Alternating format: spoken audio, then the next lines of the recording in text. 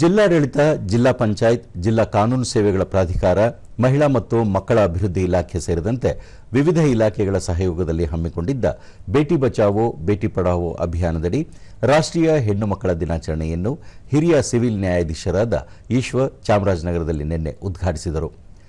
ಈ ವೇಳೆ ಜಿಲ್ಲಾಧಿಕಾರಿ ಶ್ರೀರೂಪ, ಜಿಲ್ಲಾ ಪಂಚಾಯತ್ ಮುಖ್ಯ ಕಾರ್ಯನಿರ್ವಹಣಾಧಿಕಾರಿ ಮುನಾರೋತ್, ಜಿಲ್ಲಾ ಪೊಲೀಸ್ ಅಧಿಕಾರಿ ಮುತ್ತುರಾಜ್, ಮಹಿಳಾ ಮತ್ತು ಮಕ್ಕಳ ಅಭಿವೃದ್ಧಿ ಇಲಾಖೆ ಉಪನಿರ್ದೇಶಕ ಸುರೇಶ್, ಜಿಲ್ಲಾ ಮಕ್ಕಳ ಸಮಿತಿ ಅಧ್ಯಕ್ಷರಾದ ಲತಾ, ಮಕ್ಕಳ ರಕ್ಷಣಾಧಿಕಾರಿ ಮಂಜುಳಾ ಸೇರಿದಂತೆ ಹಲವರು ಉಪಸ್ಥಿತರಿದ್ದರು.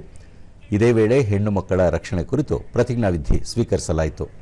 ಜವಾಬ್ದಾರಿಯುತ ನಿರ್ವಹಿಸಿ ಎಲ್ಲ ಬಗೆಯ ನನ್ನ ನೆರೆಹೊರೆಯ ಬಳಿಕ ಸುರೇಶ್ ಭ್ರೂಣ ಹತ್ಯೆ ತಡೆಗಟ್ಟಲು ಹೆಣ್ಣು ಮಕ್ಕಳಲ್ಲಿ ಜವಾಬ್ದಾರಿ ಮತ್ತು ಜಾಗೃತಿ ಮೂಡಿಸುವುದು, ಹೆಣ್ಣು ಮಕ್ಕಳ ಮಾರಾಟ, ಬಾಲ್ಯ ವಿವಾಹ ತಡೆಗಟ್ಟುವುದು ಹಾಗೂ ಹೆಣ್ಣು ಮಕ್ಕಳ ಜನನದ ಸಂಖ್ಯೆಯನ್ನು ಹೆಚ್ಚು ಮಾಡುವ ನಿಟ್ಟಿನಲ್ಲಿ ಸರ್ಕಾರ ಹಲವು ಕಾರ್ಯಕ್ರಮಗಳನ್ನು ಹಮ್ಮಿಕೊಂಡಿದೆ ಎಂದರು.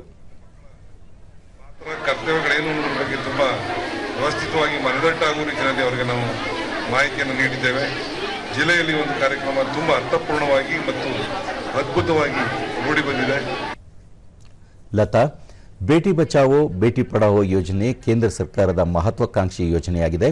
ಹೆಣ್ಣು ಮಕ್ಕಳ ಸಂಖ್ಯೆಯನ್ನು ಹೆಚ್ಚಳ ಮಾಡುವುದು ಹಾಗೂ ಭ್ರೂಣ ಹತ್ಯೆ ತಡೆಯುವ ಹಲವು ಯೋಜನೆಗಳನ್ನು ಹಾಕಿಕೊಳ್ಳಲಾಗಿದೆ ಎಂದು ತಿಳಿಸಿದರು. ಈ ಮಕ್ಕಳನ್ನ ನಾವು ಬಚಾವ್ ಮಾಡಬೇಕಾಗಿದೆ, ರಕ್ಷಣೆ ಮಾಡಬೇಕಾಗಿದೆ. ಸೊ ಹಾಗೆ ಈ ಮಕ್ಕಳನ್ನ ಬೇಟಿ ಪಢಾವೋ ಅಂದ್ರೆ ಶಿಕ್ಷಣಕ್ಕೆ, ಅವ್ರಿಗೆ ಶಿಕ್ಷಣ ಅನ್ನೋ ಒಂದು ಆಯುಧ ಇದ್ದಂಗೆ. ಈ ಆಯುಧವನ್ನ ಮಕ್ಕಳಿಗೆ ನೀವು ಕೊಡಿ, ಮಕ್ಕಳನ್ನ ರಕ್ಷಣೆ ಮಾಡಿ ಅನ್ನೋ ಒಂದು ಅವೇರ್ನೆಸ್, ಒಂದು ತಿಳುವಳಿಕೆಯನ್ನ ಕೊಡುವಂತ ಕಾರ್ಯಕ್ರಮನ ನಾವು ಮಾಡ್ತಾ ಇದೀವಿ. ಮಂಜುಳಾ, ಬೇಟಿ ಬಚಾವೋ ಬೇಟಿ ಪಢಾವೋ ಅಂಗವಾಗಿ ರಾಷ್ಟ್ರೀಯ ಹೆಣ್ಣು ಮಕ್ಕಳ ದಿನಾಚರಣೆಯನ್ನು ಹಮ್ಮಿಕೊಳ್ಳಲಾಗಿದೆ. ಲಿಂಗ ಪಕ್ಷಪಾತ, ಲಿಂಗ ಆಯ್ಕೆಯನ್ನು ತಡೆಗಟ್ಟುವುದು ಇದರ ಪ್ರಮುಖ ಉದ್ದೇಶವಾಗಿದೆ.